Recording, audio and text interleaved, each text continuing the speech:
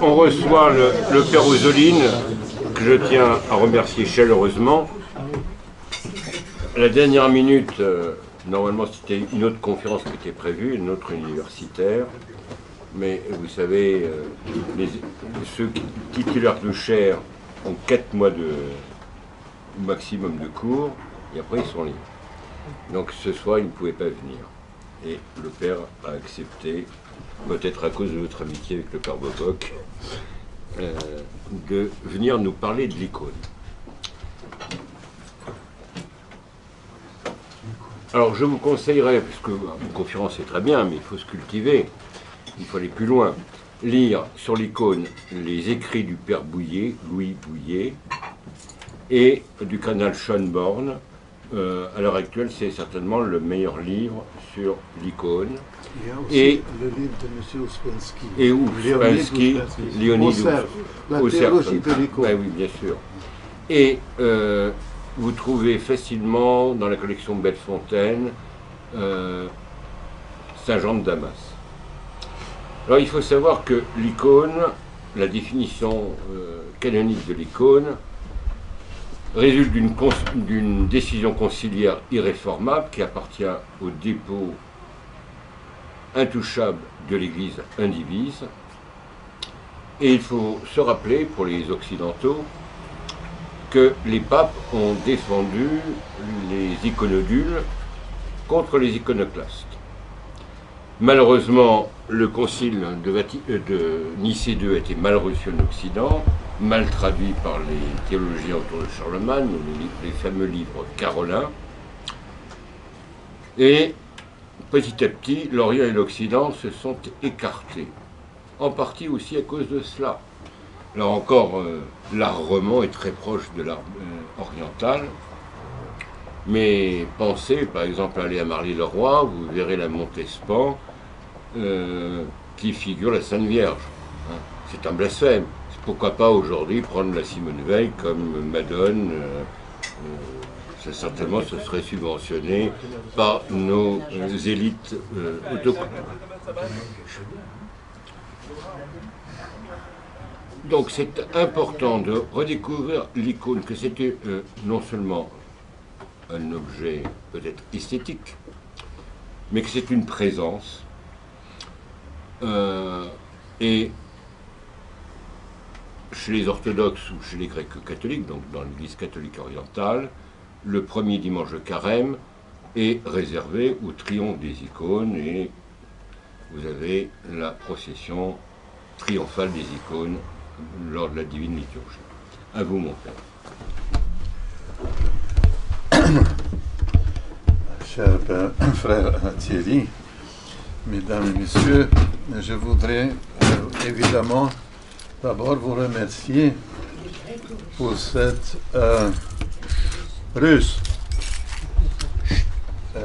pour cette invitation, parce que ça fait toujours un grand plaisir de parler de quelque chose qu'on aime. Et c'est pour cela que je vous demande d'abord pardon. Il n'y a pas eu beaucoup de temps pour préparer tout cela, peut-être d'une façon plus académique, mais je pense que nous aurons quand même la possibilité de toucher à quelques sujets importants qui concernent l'icône. Les paroles du frère Thierry. Frère Thierry a très bien introduit le sujet. Juste avant de regarder les images, parce qu'évidemment les images dans un sujet de ce genre doivent primer, mais avant de regarder les images, je voudrais tout simplement dire quelques mots sur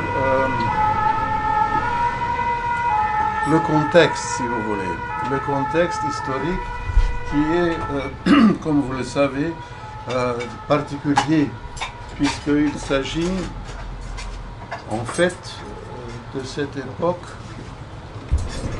de l'histoire de l'Église, on pourrait dire du premier millénaire, qui dans l'histoire de l'Église a été marquée par au moins 7 conciles, enfin plusieurs conciles et 7 conciles écuméniques, en commençant par Nicée 1 et en finissant par Nicée 2, c'est-à-dire du 4e jusqu'au 8e siècle. L'Église et les théologiens et les pères de l'Église ont médité et ont scruté le mystère christologique, on pourrait dire. C'est vraiment la réflexion de l'Église et les fruits de cette réflexion sont évidemment les 7 conciles écuméniques, à commencer par le premier, Nicée 1, de 324, qui a réagi à l'hérésie arienne. C'est très typique pour cette époque que chaque fois qu'il y a un concile, il réagit à un enseignement qui est irrecevable pour l'Église. Et là, c'était donc l'hérésie arienne, c'est-à-dire Arius, comme vous savez évidemment, mais je vais juste le rappeler, niait au fond la divinité du Christ. Et le premier concile a donc rédigé le fameux credo de Nicée, auquel il aura un ajout du concile de Constantinople sur le Saint-Esprit. Mais ce credo de Nicée est le credo que nous chantons à chaque liturgie eucharistique et à autres occasions à l'église, à la maison. C'est pour indiquer que dès le début, si nous regardons cela dans la perspective d'une éventuelle image, vous pouvez tout de suite comprendre qu'il y a un problème. Puisque nous savons de l'Ancien Testament et même du Nouveau Testament que Dieu, en tant que Dieu, est transcendant. Et évidemment, un des traits de cette transcendance divine, c'est que Dieu, en sa nature divine, est invisible. Et donc, ça pose un problème du point de vue de la possibilité, ne serait-ce que la possibilité des images. Alors, nous savons que avec les siècles qui passent, il y a le second concile œcuménique qui parle de la divinité du Saint-Esprit, très important, parce que la Trinité, les 3 personnes sont des personnes divines. Puis il y a le 3e concile œcuménique qui va être dirigé non plus contre Arius, mais contre Nestorius, qui parlait de la mère de Dieu comme Christotokos, Christarodica en slavon, c'est-à-dire que celle que nous appelons la mère de Dieu n'est pas la mère de Dieu, mais la mère du Christ. Ça, c'était le grand truc de Nestorius. Et là, il a fallu aussi un concile, le 3e concile, qui a donc proclamé, le 3e concile, celui d'Éphèse, qui a proclamé donc Marie Theotokos, celle qui a engendré, mis au monde Dieu, une personne divine. Et puis vient le concile de Chalcédoine qui est réuni et qui a donc proclamé le dogme des 2 natures, une personne en 2 natures. Et cette une personne en 2 natures est très important parce qu'une des 2 natures, qui est la nature humaine, est évidemment descriptible du point de vue de la peinture. On peut faire une image d'une personne qui a une nature humaine parce qu'il y a un corps et ce corps est descriptible, comme on dit. Il y a le 5e concile de Constantinople, qui est celui de Constantinople, qui va dire oui, il y a 2 natures, mais il y a une personne, et la personne Et il faut insister là-dessus, en Christ et la personne divine. Donc ce n'est pas une chose tout simplement parallèle, à égalité. Il y a la personne divine avec sa nature divine prééternelle et ce Fils de Dieu prééternel, à un moment donné, va devenir homme. Et c'est à ce moment-là, évidemment, qu'il va devenir descriptible du point de vue de la peinture. Donc vous voyez comment toute cette réflexion christologique a à voir avec la question des images. Puis le 6e concile, c'était l'époque de Saint Maxime le Confesseur, il va se poser la question des volontés. Et les pères n'avaient rien contre la psychologie, mais ils ont insisté sur le fait que, puisqu'il y a deux natures en Christ, dans l'unique personne, il y a deux natures, il faut absolument que chaque nature ait sa volonté.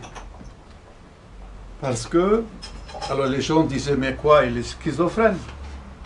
Il a deux volontés, donc qu'est-ce qu'il va... Il ne sait pas, ça doit être une cause de conflit.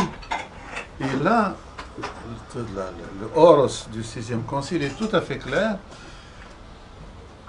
Les deux volontés en Christ, volonté humaine et volonté humaine, ne posent pas de problème parce que la volonté humaine se soumet volontairement à la volonté divine. Et en cela est d'ailleurs un exemple pour nous tous. Bon.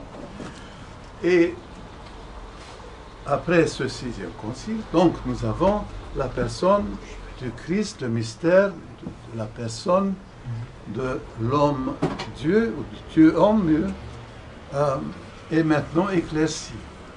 Mais vous voyez que des gens qui ont vu que au cours des siècles, nous allons revenir là-dessus concrètement par les images, au cours des siècles, ce mystère du Christ a eu besoin qu'on insiste beaucoup sur sa divinité. Parce que toute la force, toute l'originalité, tout le salut même, n'est-ce pas, dépend du fait que c'est Dieu qui devient homme et personne d'autre. Mais alors, puisque c'est vraiment Dieu, du point de vue des peintres, est-ce que cet homme, ce Dieu-homme, qui est un mystère, est-ce qu'on peut vraiment prétendre pouvoir le peindre, reproduire son image par des peintures? Il n'y avait pas de projecteur encore, mais par des peintures, des dessins. Et il y avait bon nombre de gens qui, peut-être par des tendances conscientes ou inconscientes de monophysisme, c'est-à-dire de ne pas admettre pleinement la nature humaine du Christ, qui avaient des problèmes avec les images. Et notamment, les empereurs byzantins de l'époque, du 8e siècle, et notamment Constantin Copronymos, Constantin V, était je pense, dans le tréfonds de son âme était monophysite tout simplement. Il venait d'une contrée où il y avait eu beaucoup de monophysites, etc. Et selon ses écrits, on peut se rendre compte que son iconoclasme, puisqu'il s'est déclaré iconoclaste, et c'est lui qui a réuni le premier concile iconoclaste au 8e siècle, que cet iconoclasme s'expliquait par le fait que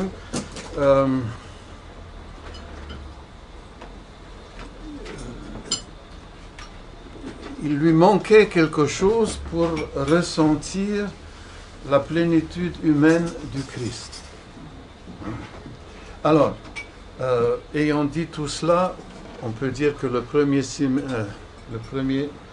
millénaire est essentiellement le millénaire christologique, mais il est suivi immédiatement par le suivant qui est le deuxième millénaire, et c'est Vladimir Loss, qui est un grand théologien de l'école de Paris, qui avait dit qu'évidemment il y a le premier millénaire qui est christologique, le deuxième millénaire va être pneumatologique. Et c'est justement au point de contact entre la christologie et la pneumatologie qu'il y a le conflit de l'icône. Et pour être bref, je peux vous dire, j'ai déjà dit que l'icône est basée sur l'incarnation de Dieu, divine. Mais pour comprendre, ça donne la possibilité de le peindre. Mais il y a aussi la question comment le représenter. Nous connaissons 1000 représentations du Christ, et beaucoup de représentations du Christ sont franchement, tout simplement, de notre point de vue, très, très modeste évidemment, mais hérétiques. Parce qu'ils donnent une fausse image du Christ, de Jésus, de notre Dieu, de notre Sauveur. Et c'est vrai pour les paroles. Il y a des paroles qui sont, qui conviennent théologiquement, ou qui conviennent bien à Dieu. Et il y a des images qui conviennent et il y a des images qui ne conviennent pas du tout. Et nous allons voir quelques-unes. Voilà un peu, si vous voulez, la problématique que je voulais brièvement esquisser pour montrer que tout à l'heure, le frère Thierry a très bien dit que les icônes, c'est quelque chose qui, en principe, nous avons en commun. Et Dieu sait que c'est une grande joie. Et Dieu sait que dans l'histoire, il faut surtout et toujours se rappeler que l'art roman, bien sûr, est un art chrétien iconique. Mais avec le gothique progressant, tout cela va peu à peu, comment dirais-je, c'est sécularisé. Enfin, le mot est un peu, n'est pas original, mais justement se séculariser. Et c'est cette sécularisation progressive qui va évidemment aboutir à la Renaissance, avec tutti quanti, n'est-ce pas, comme on dit en italien? Tutto il resto. Que, et ça va aller tellement loin que, à partir d'un certain moment, on ne peut pas ne pas se rendre à l'évidence que non seulement ces images sont différentes, mais ce qu'il y a derrière les images doit être aussi différent, sinon les images seraient moins différentes. Vous voyez ce que je veux dire? Voilà, alors, pardonnez-moi cette brève introduction, et je pense qu'on peut commencer à regarder les images elles-mêmes. Alors, où est notre ami? Prego. Andiamo. Oui, je vais aller là-bas, je crois. Oui. Vous l'avez? Ah, c'est moi qui va. Ah oui. Il n'y a pas de jus là. Voilà, ça va venir. Non, c'est pas ça.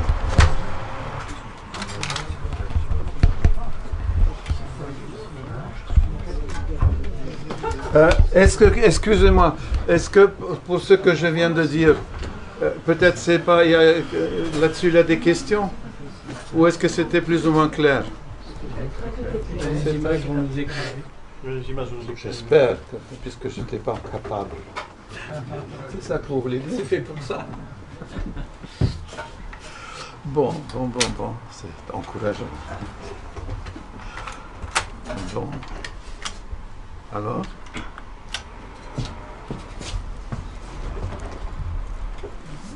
Est-ce que vous... bien. Oui, mais je n'ai pas vraiment reconnu.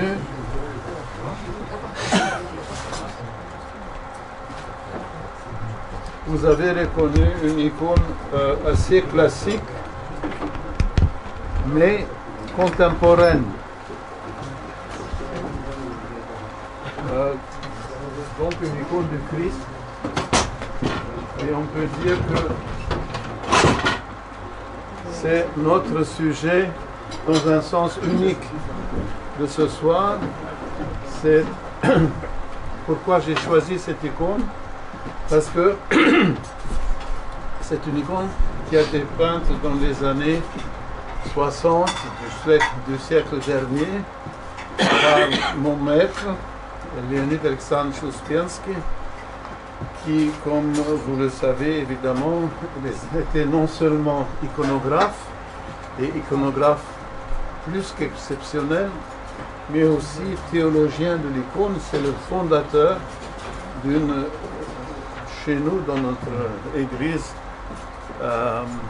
d'une nouvelle discipline théologique qu'on appelle la théologie de l'icône. Et c'est d'ailleurs le nom de son livre, paru aux éditions du Cercle. C'est un gros livre comme ça, mais il est très digeste, il est très clair, et je le conseille à tout un chacun qui s'intéresse aux icônes, parce qu'il parle des choses vraiment importantes, il ne perd pas son temps avec des détails, et il met l'accent sur l'essentiel dans ce livre. Alors, Leonid Alexandrovich, j'étais étudiant à l'époque, dans les années 60 à Saint-Serge. Quand j'ai commencé à être son élève, il a peint cette icône pour moi. Et je continue à être frappé par la force de cette image. Regardez, il y a une présence, je dirais, rare dans ce visage. Et évidemment, la maîtrise technique, elle est complète, elle est totale. Et c'est pour ça que, ayant parlé du premier millénaire et de tout ce qui concerne la christologie de l'Église, que nous avons, comme l'a dit si bien le Père, nous avons en principe en commun. La question, c'est dans quelle mesure est-ce que c'est encore vécu comme quelque chose d'actuel. Et cette question-là, elle concerne tout le monde. Voilà. Donc, après avoir vu donc, cette icône que je vais remettre à la fin, quelques mots sur ce qui a précédé l'icône dans l'histoire de l'Église. Les icônes sont quelque chose, nous allons le voir, de très spécifique. Ce qui ne veut pas dire qu'il n'y a pas eu déjà des images avant les icônes, dans la tradition chrétienne. Et comme vous savez, bien sûr, nous avons, grâce à Dieu, nous avons les catacombes de Rome, avec un art florissant, peut-on dire, qui est au début purement symbolique, et puis il devient décoratif, et puis il y a des schémas que c'est en commun avec l'art tout simplement décoratif de la basse antiquité, et puis peu à peu apparaissent des sujets, disons, bibliques et proprement chrétiennes. Alors j'ai choisi un sujet pour vous parce que nous connaissons tous et nous aimons beaucoup, et nous avons raison de le faire, la Trinité de Rubloff. Alors, je peux vous dire que ceci est l'ancêtre le plus ancien de la Trinité de Rubloff, puisque dans une des catacombes, je pense que c'est les catacombes de la Via Latina, si je ne m'abuse, à Rome, il y a cette scène qui montre non pas l'hospitalité en tant que temps, mais elle est quand même mentionnée, puisque ici il y a l'animal qui va servir à ses hôtes. Il y a donc Abraham et les trois visiteurs. Le chêne de Mamré ici n'est pas représenté, mais c'est l'endroit. Donc l'hospitalité d'Abraham, ou la théophanie des trois personnes qui ont été interprétées par tous les pères de l'Église comme une préfiguration de la révélation de la Sainte Trinité, comme vous savez. Ici, c'est quelque chose, mais c'est le langage de toute évidence de cet art de la basse antiquité. Vous voyez ici, Abraham, il fait ce geste que nous faisons maintenant quand nous bénissons. Mais c'est en fait, c'est tout simplement le geste de la parole, n'est-ce pas, qu'il fait. C'est-à-dire qu'ils et eux aussi, ils font le même geste. Donc, il y a une conversation, si vous voulez. Ils se parlent. Alors, cet art est un art qui est très souvent considéré comme un art funéraire. Excusez-moi. Un art funéraire parce qu'il y a des sujets concernant la résurrection des morts, la vie éternelle, etc., qui apparaissent. Mais le style et tout ce qu'il y a de plus, comment dirais-je, commun à cette époque, il est léger, il est décoratif. Et il y a par exemple dans des voûtes ou sur des plafonds une foule d'images comme cela, pas vraiment organisées, mais qui se trouvent évidemment sur les murs dans lesquels se trouvent les corps des défunts de l'époque. Je crois qu'on va le dépasser parce que ça ne va jamais s'arrêter. Merci beaucoup. Donc, un autre exemple encore. Ici, nous avons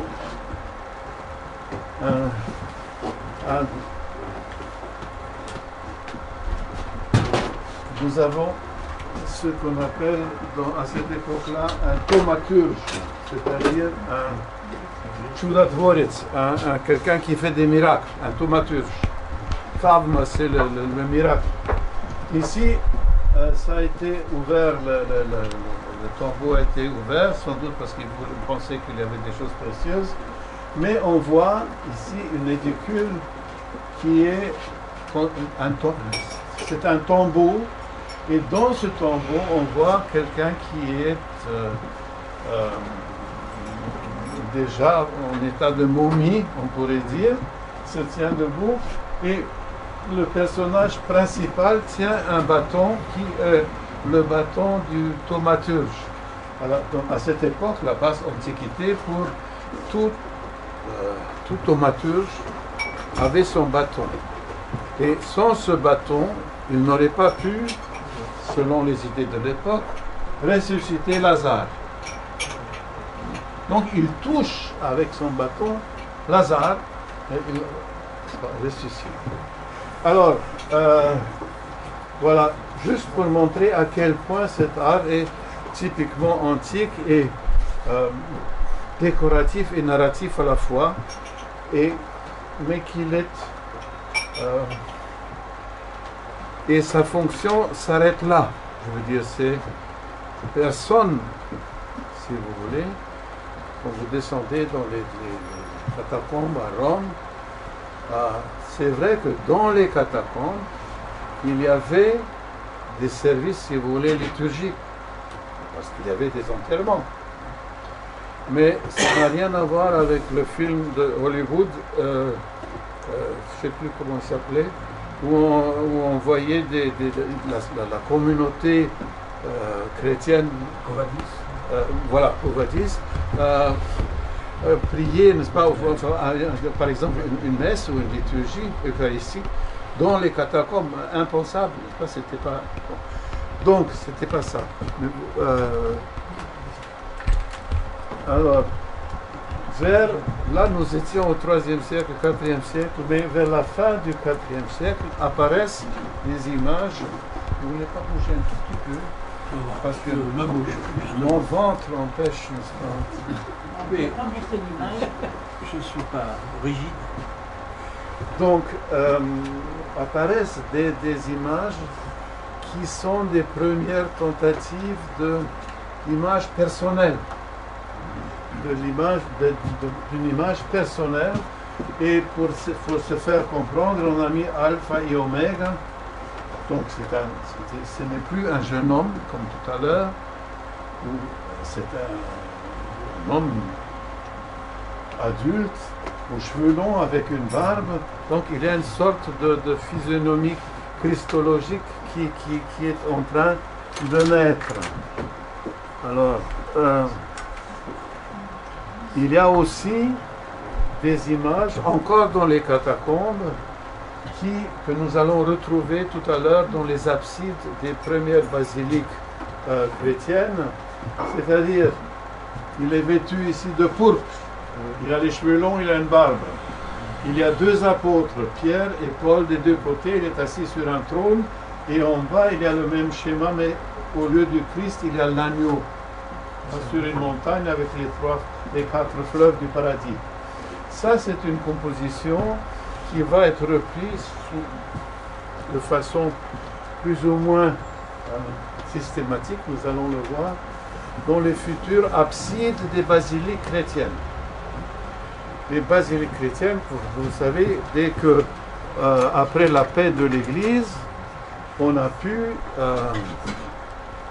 construire des églises et se réunir officiellement dans des bâtiments qu'on appelait en général des basiliques, parce que c'était des édifices assez importants, il y avait de la place pour beaucoup de monde, et puis il y avait évidemment là les services liturgiques. Ça, c'est juste encore un autre exemple de cette première formule iconographique qui montre le Christ encore, si vous voulez, ancien, en tant que jeune homme, assis sur un trône quand même, avec deux apôtres de deux côtés, et il y a un marchepied, mais au niveau du marchepied, il y a ici la représentation du cosmos allégorique qui tient le voile céleste, et ce qui veut dire que le Christ sur son trône avec les deux apôtres sont dans le monde supracéleste. Supracéleste. C'est-à-dire, c'est une image donc, que nous allons retrouver assez systématiquement dans les basiliques paléochrétiennes de Rome. Et d'ailleurs, ici, par exemple, il y a déjà comme et Damien, il y a une mosaïque. Le Christ marche sur les nuages, donc les célestes, et on peut même dire qu'il descend, n'est-ce pas, comme un escalier de passer par ces nuages. Ici, il y a Paul et Pierre, et le Christ lève son bras comme un vainqueur. C'est donc une iconographie de la majesté du Christ et aussi du Christ comme, on pourrait dire, que c'est aussi une allusion ici, pour la première fois, très, très marquée, de la seconde venue, si vous voulez, des temps eschatologiques. Alors, ça c'est encore plus fort, c'est pas très... Non, ça... Peut-être là c'est le plus... Vous avez de nouveau le Christ qui descend, on pourrait dire un escalier de nuages, c'est presque Versailles, avec son geste de triomphato. Et il y a Paul et Pierre et Paul, qui introduisent auprès du Christ les deux saints titulaires de cette église. En fait, c'est ici comme mes amis. Alors, la Pudenziana, qui est une petite église, mais remarquable, évidemment à Rome, et vous avez cette belle image de la Jérusalem céleste, si vous voulez. Vous pouvez vous occuper un peu de ça? Oui, ça va. Voilà. Vous avez donc la Jérusalem céleste, vous avez Golgotha derrière le trône, et la grande croix Gémée, on dit Gémée, quoi? Gémée? Certo. avec les quatre évangélistes, n'est-ce pas? Voilà. Et le Christ sur un énorme trône parmi les 12 apôtres. Alors, imaginez ça dans l'abside. Quand je vous ai dit tout à l'heure que les icônes sont des images qui sont appelées à fonctionner dans la liturgie, dans la prière, il me semble que grâce à vous, j'ai fait une petite découverte pour moi-même, mais je veux bien j'ai hâte de la partager avec vous. C'est que l'idée que les images puissent avoir une fonction liturgique, c'est un lieu commun pour tous les orthodoxes aujourd'hui, n'est-ce pas, etc. Mais, nous avons vu les fresques des catacombes. Non, c'était pas du tout, c'était juste décoratif, quelques symboles, quelques évocations peut-être plus tard de certains passages des Saintes Écritures, mais une fonction proprement liturgique. Ça veut dire quoi, une fonction liturgique? Ça veut dire fonctionner dans la prière. Ça veut dire s'adresser à une image en priant. En priant nota bene celui qui est représenté ou ceux qui sont représentés. Alors, ça, c'était une nouveauté au 5e siècle. Fin du 5e siècle vers le 6e siècle. C'est bien près, évidemment, c'est 3 siècles avant l'iconoclasme. Et le fait qu'à ce moment-là, les gens ont pris l'habitude de venir à l'église, de se mettre sur les bancs, de regarder devant et de se trouver dans une... parce que ça c'est une abside, n'est-ce pas, les rondes. Elle englobe un peu tout ça. Et les gens se trouvent sur quelque chose qu'on peut aussi, si on veut, appeler le ciel ouvert. Le ciel ouvert. Et là, il y a un contact qui s'établit et une habitude de ce contact. Et ce qui va arriver, c'est qu'au moment, au moment de l'iconoclasme, qui va briser les images, les gens ne vont pas suivre. Parce que les gens, et les fidèles, c'est-à-dire les fidèles, sont attachés à ce contact orant, priant, avec les personnes représentées, là le Christ, les apôtres, la croix. Et ou alors, plus tard, tout simplement le sujet de l'icône donnée. Mais la chose elle-même, cette attitude, comment dirais-je, orante devant une image, il me semble maintenant, depuis hier, que c'est né dans ces basiliques. Et c'est avec leur décor, parce que leur décor est quoi? Leur décor est toujours eschatologique. C'est-à-dire, il concerne les derniers temps. Il concerne le royaume des cieux, vers lequel nous allons. Et nous pouvons dire que chaque image d'un saint parle de la même chose. Parce qu'il parle de la sainteté, l'icône parle de la sainteté réalisée par cet homme ou cette femme qui est représenté sur cette image. Et nous avons la possibilité, par la vision, par notre cœur, par notre âme, par les paroles que nous prononçons, d'être en contact avec cette personne. Mais ce contact, il n'a pas commencé avec des petites icônes tout à l'heure, ou des grandes icônes, n'importe, comme nous allons tout de suite voir. Mais d'après moi, dans l'histoire de l'Église, la première occasion où une telle chose a pu se produire, c'est dans ces basiliques romaines et ailleurs aussi, bien sûr, ailleurs dans le monde. Seulement celles de Rome sont bien conservées, et en Italie, tandis qu'en Orient, beaucoup de choses ont été perdues. Mais cette fonction liturgique de l'image, me semble-t-il, a été initiée ici. Et de là, c'est devenu quelque chose de très commun pour tout le monde, parce qu'on a compris qu'une image peut remplir cette fonction. Maintenant, si c'est vrai, et c'est vrai, va falloir que les artistes, les peintres et les responsables tous dans l'Église vont tout faire pour que l'image en question soit de plus en plus adéquate à cette fonction de prière de ces images. Ça, c'est encore assez naturaliste, bien sûr. Bon, c'est la basse antiquité, ok, n'est-ce pas, tout ça, c'est very nice, tout ce que vous voulez. Mais c'est à mi-chemin encore vers les icônes. C'est encore relativement naturaliste, vous le voyez vous-même. Alors,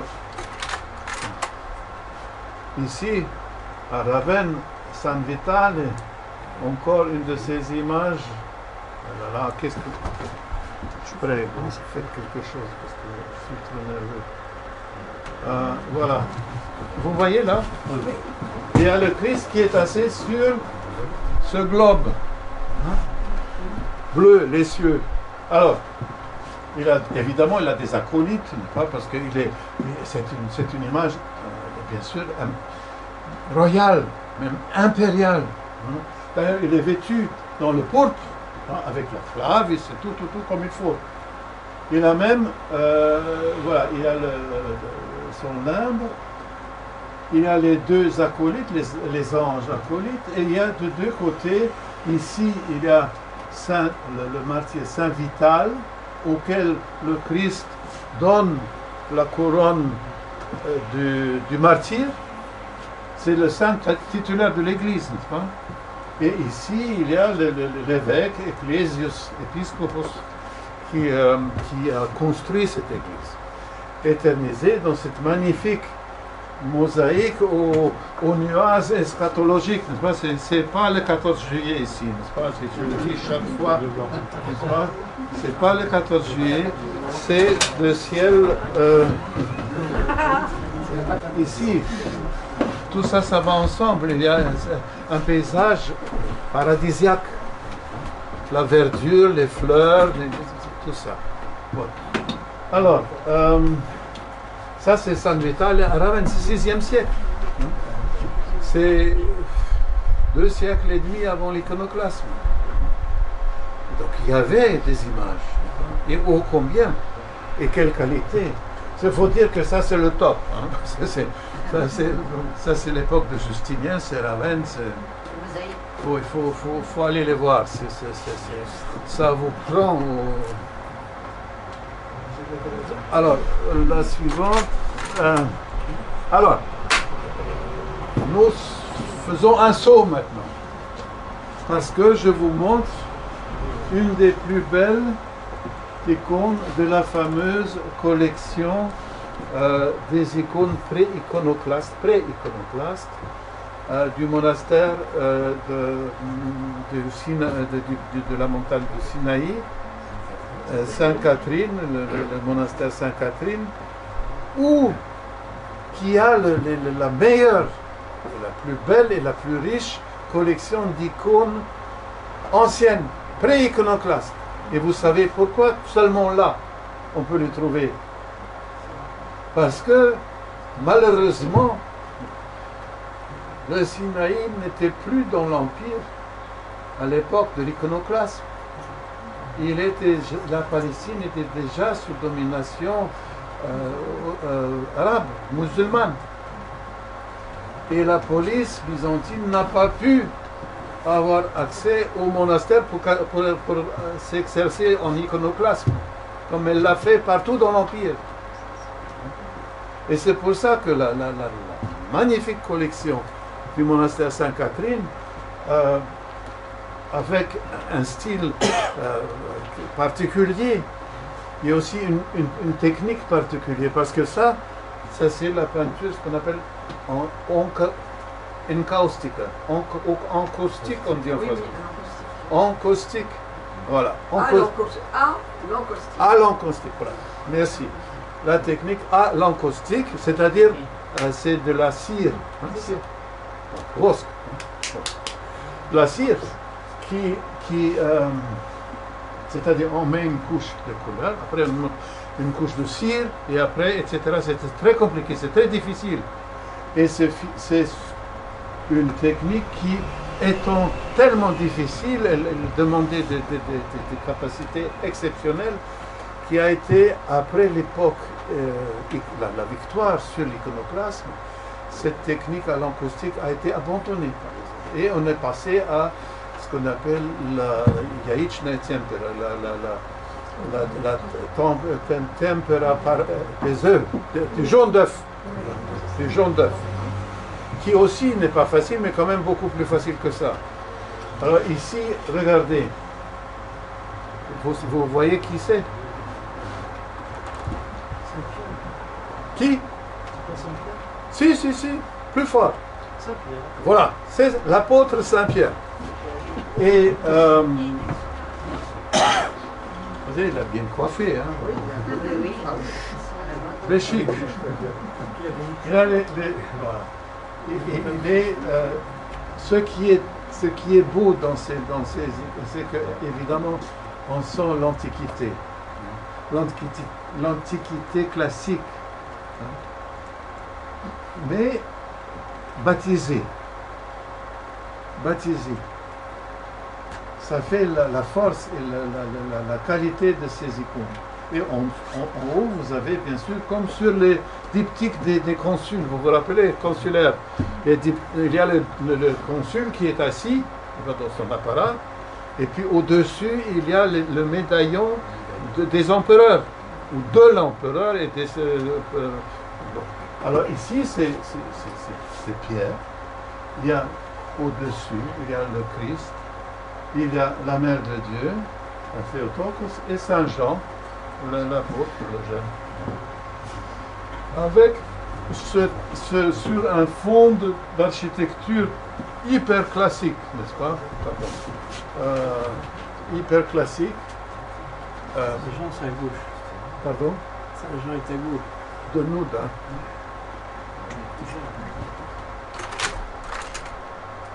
Voilà, je les ai mis comme... Ces icônes ont été étudiées d'abord par les savants grecs Sotivi qui ont publié le premier livre, et puis après, plus récemment, par un grand byzantinologue américain, Weizmann. Et ils sont vraiment datent de, on peut dire, 6e siècle finissant. Ici, alors, vous vous rendez compte, on s'inspire, c'est presque toujours, pour le Christ et la Mère de Dieu, des images, comment dirais-je, en majesté. Elle est assise sur un trône, évidemment. Elle tient le Christ sur ses genoux. Il y a les deux saints Féodatiel et Féodistratilat qui sont de ses côtés, avec les deux anges derrière qui le remplacent. Tout ça sur bois, en caustique. Et le plus étonnant, c'est que ça tient toujours. Enfin, c'est pas il n'est pas émietté. Voilà. Donc, là, nous sommes devant des icônes pré-iconoclastes. C'est-à-dire, les iconoclastes se sont attaqués, non pas des choses sur les murs, beaucoup moins, les absides, mais là, c'est une planche. Et là, ils n'avaient pas de pitié. Voilà. Aussi, une image un peu énigmatique du point de vue du regard, mais du Christ. Aussi, avec de nouveau cette architecture au fond, et qui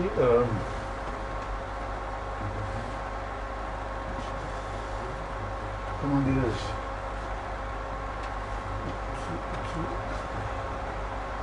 qui exprime très très clairement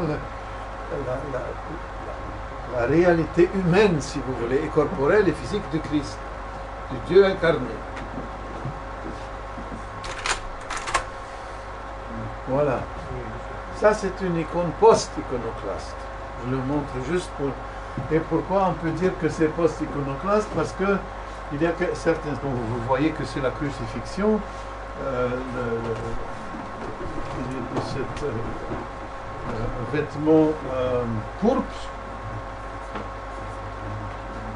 son manche, et il est toujours, comme dès le début, droit devant la croix. Mais il a une petite inclination, une légère inclination de la tête qui va devenir de plus en plus grande. Il y a aussi, pour la première fois, c'est l'icône la plus ancienne, où le Christ se crucifié a les yeux fermés. Qu'est-ce que ça veut dire, les yeux fermés? Ça veut dire qu'il est mort. Et jusqu'ici, c'est-à-dire jusqu'au milieu du 8e siècle, toutes les représentations du Christ crucifié, le Christ avait les yeux ouverts. Parce que l'idée de représenter sa mort, c'était, on n'osait pas. Et c'est après une théologie, comment dirais-je, une christologie qui a entièrement assumé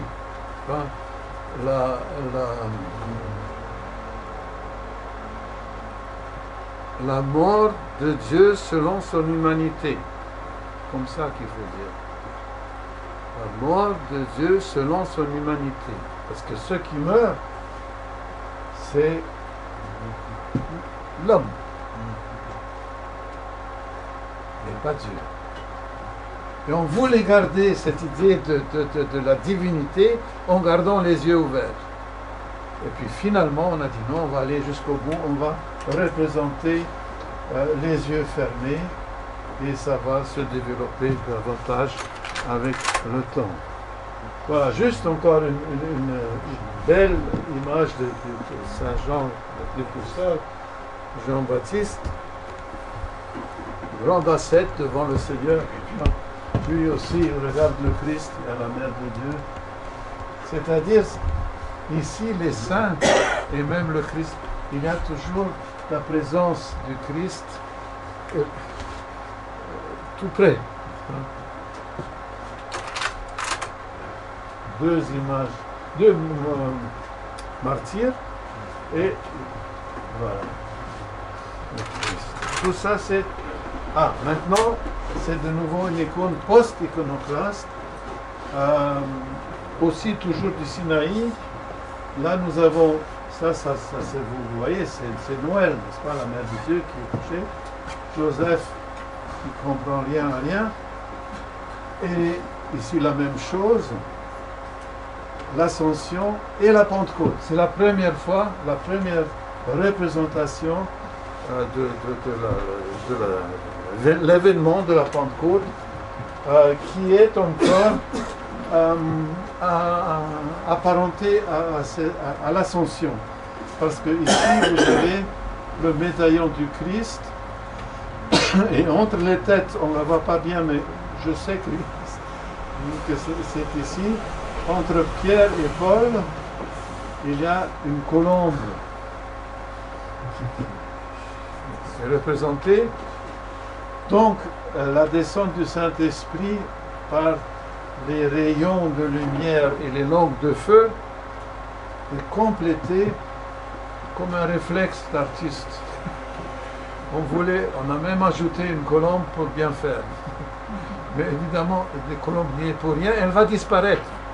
Mais c'est dans cette première icône, elle est encore présente parce que Saint-Esprit égale colombe.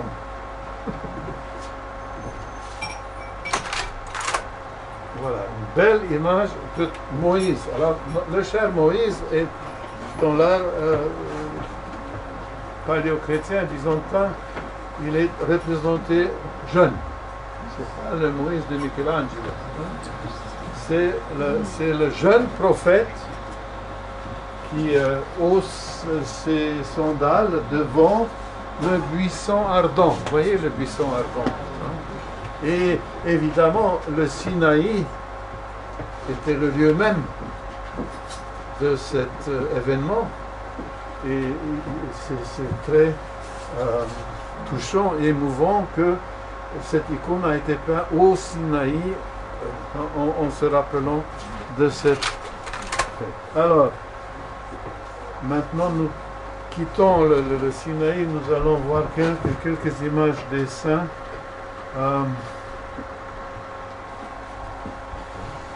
On peut dire que un des résultats de la victoire sur l'iconoclasme a été le fait que la majorité des icônes, il y a bien sûr les icônes des fêtes, 12 grandes fêtes et autres fêtes qui sont des événements, évidemment. Mais quand même, la majorité absolue des icônes en général, c'est des portraits. Des portraits du Christ, de la Mère de Dieu et des saints. Et évidemment, des personnages aussi éminemment bibliques, comme le prophète Élie ici, sur cette icône de Novgorod qui a son fond typiquement novgorodien rouge. Élie, ici, vous reconnaissez évidemment Saint Paul. Vous remarquez,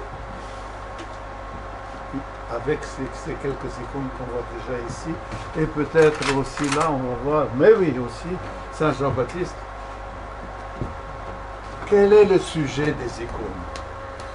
Dites-moi.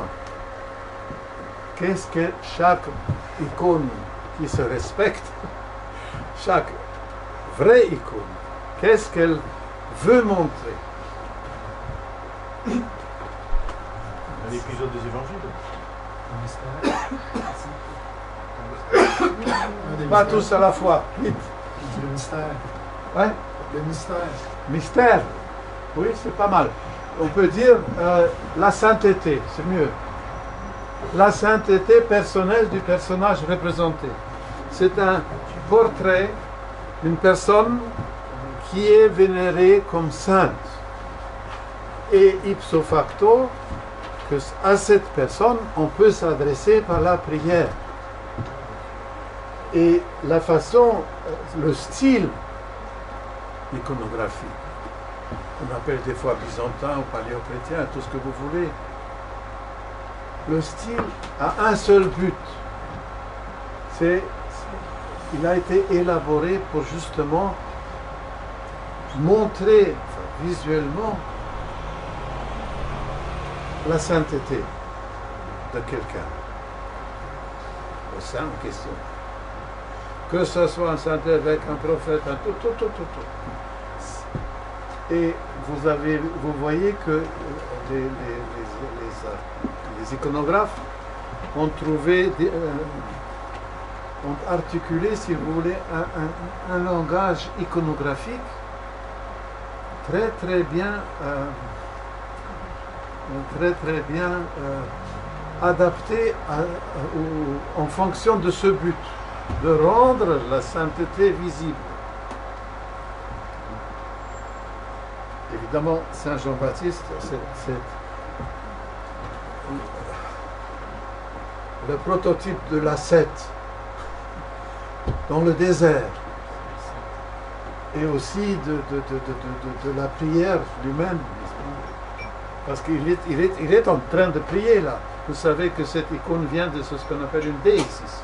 C'est-à-dire, il y a au milieu le Christ, puis il y a Saint Jean-Baptiste et la Mère de Dieu de deux côtés, qui le prie le Christ. C'est ce qu'il fait lui là. Donc, il est lui-même en prière et on peut dire qu'il invite à la prière. Bon, ça c'est juste pour dire que c'est la... Comment on dit? Décollation. Oui, plus fort. Décollation De Saint Jean-Baptiste. C'est juste pour montrer que c'était un événement évidemment éminemment triste et tragique, et tout ce que vous voulez, mais il n'y a rien de cette tragédie, en tant que tragédie, de triste dans cette icône. Par contre, Saint Jean-Baptiste prie, ça se voit, il est prie. Et il y a une deuxième représentation de sa tête, parce que cette même icône était utilisée les jours de fête quand on retrouvait, vous savez qu'il y a 2 ou 3 fêtes de la retrouvaille de la tête de Saint Jean-Baptiste et cette icône était alors vénérée, et c'est pour ça que sa tête est représentée à part ici. C'est une façon de faire.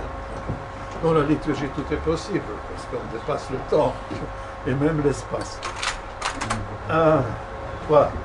Alors, ça c'est juste pour montrer un autre chemin.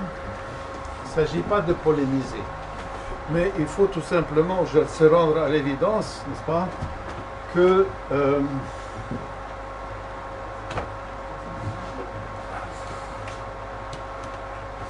on peut se demander si il est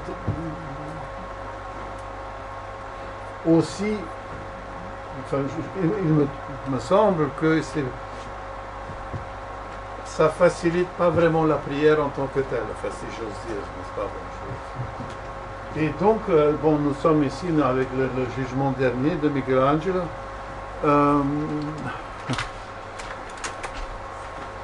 Voilà, c'est donc une image de Dieu le Père, et je profite de cela pour dire que malgré le fait que malheureusement des images de Dieu le Père existent dans nos églises orthodoxes, ça ne devrait pas. Ça a été interdit même par des conciles.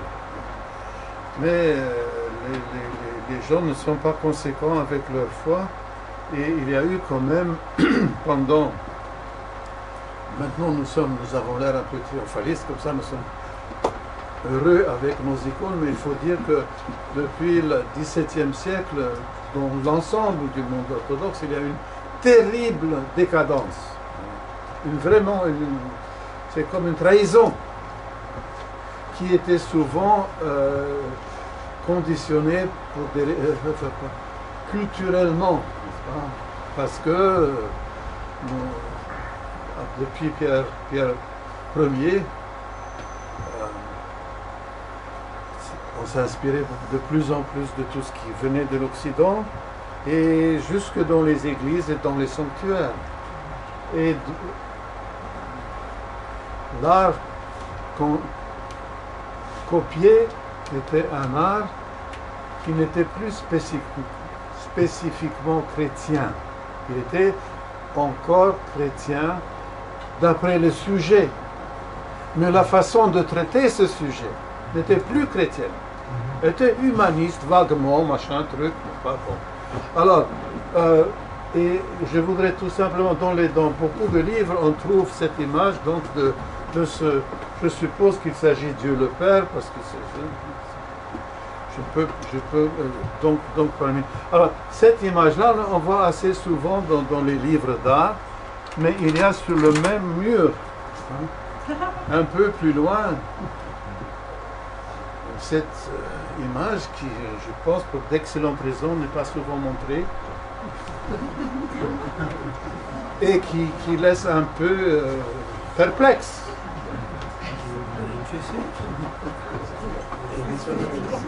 Non, mais il s'agit de Dieu. Alors, pardon. C'est juste pour dire que là, c'est pour montrer que, bien sûr, tout à l'heure, le Père a dit, et avec raison, qu'il y a eu pendant des longs siècles un art authentiquement chrétien en Occident, une miniature pendant d'autres, le Christ en gloire, l'alpha et oméga, l'évangile, la main qui bénit, les 4 évangélistes, parfait, une image théophanique, qui révèle Dieu. Mais c'était donc, ici c'est encore roman, et ça va durer un bon moment. Voilà le Vézelay, oui, qui est Vézelay d'ailleurs, qui est une pentecôte. Ça c'est le centre d'une pentecôte qui révèle le tympan. Mais le Christ en gloire, hein, voilà la mandale. La mandale, tout va bien. Ou alors une miniature carolingienne qui, bon, quand même, hein, ça c'est très, ça inspire, c'est tout à fait iconographique. Il est jeune, mais c'est bien le Christ. Alors, je ne veux pas vous fatiguer avec, quand même, quelques images de la Mère de Dieu parce qu'on ne peut pas ne, vous reconnaissez cette icône exceptionnelle avec le clipus. Le clipus, le sens du vocable iconographique du clipus. Clipus veut dire bouclier, mais c'est des images comme des boucliers. C'est de montrer ce qui n'est pas visible à l'œil physique nu. Donc on montre le Christ dans le sein de sa mère. C'est ça. Voilà.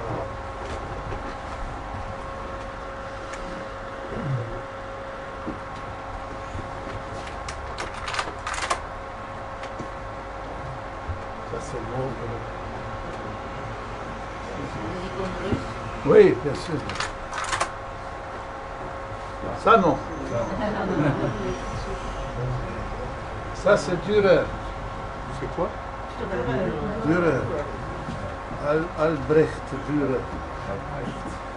Avec une belle vue sur la nature.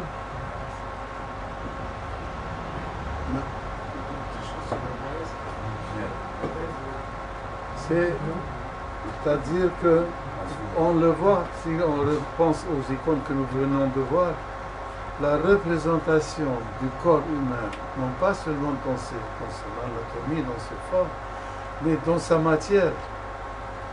Hein? Ici, c'est, comme on dit, бренная плоть, c'est la chair, бренная, périssable. Voilà. C'est ce qui ne reste pas. Tandis que dans les icônes, on peut dire qu'on arrive à la représentation d'un corps qui est très près de ce qui, quand on va revenir 100 ans plus tard, on risque de... Enfin, quelque chose qui n'est pas... pas tlение, по-французски, tlение, là. Нет, tlение, la corruption. Au fond, sur les icônes, nous avons, pardon, nous avons nous représentons une chair qui tendrait d'être incorruptible déjà. Vous voyez ce que je veux dire? Je ne m'exprime pas clairement. Si.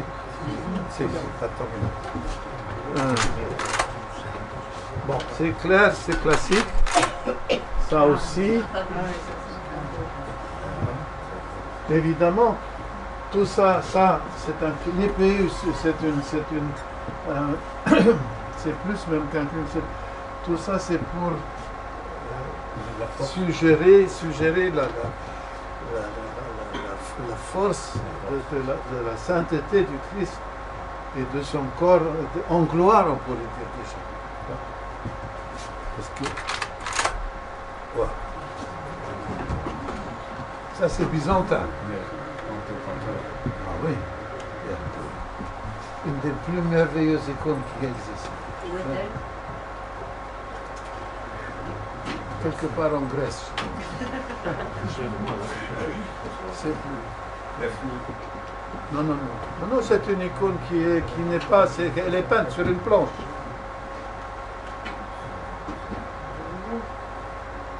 Mais vous voyez, ce visage, c'était la lumière. Il y a la lumière qui part de ce visage est une source de lumière. Bien sûr, c'est le mot. C'est le mot, bien sûr, qui est transfiguré. Bien sûr, dans le corps en ce qui concerne le corps de Christ, ça va pour ainsi dire de soi. Mais pour les saints, c'est aussi vrai. Et ici, les iconographes, qu'est-ce qu'ils veulent montrer? C'est ça. Ils veulent montrer un corps transfiguré. Mais sinon, bien sûr. Oui.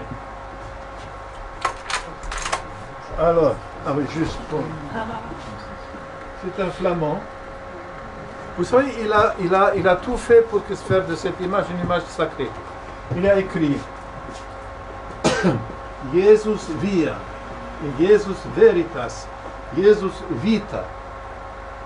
Et il a un humble, un peu décoratif, mais avec une croix inscrite.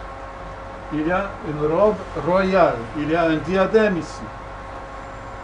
Il y a le visage, et le visage chez la chair corruptible. Basta. C'est ça. Ou je pense qu'un jour, il a mis sa main sur ma joue. Il a dit, tu comprends? Ça n'existe pas dans l'icône. Ça, c'est resté. Et bien ici, c'est pas...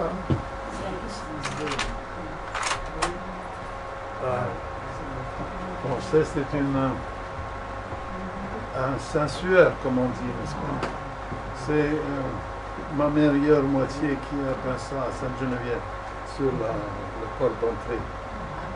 Il s'agit de dire strictement entre nous. Voilà. Encore. Hein? Pardon? Là. Une icône ou brousse, c'est-à-dire comment dire, l'image non faite, cette tradition qu'il y a que le Christ a laissé l'empreinte de son visage sur un linge, n'est-ce pas?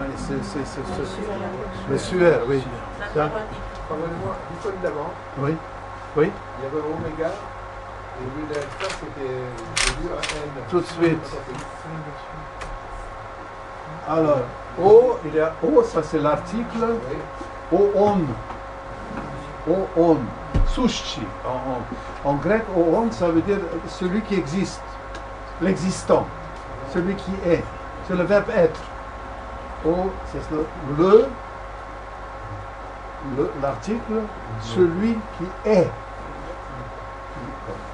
C'est l'inscription classique à l'intérieur de la croix dans le nom du Christ. Alors, et voilà. Je vous remercie.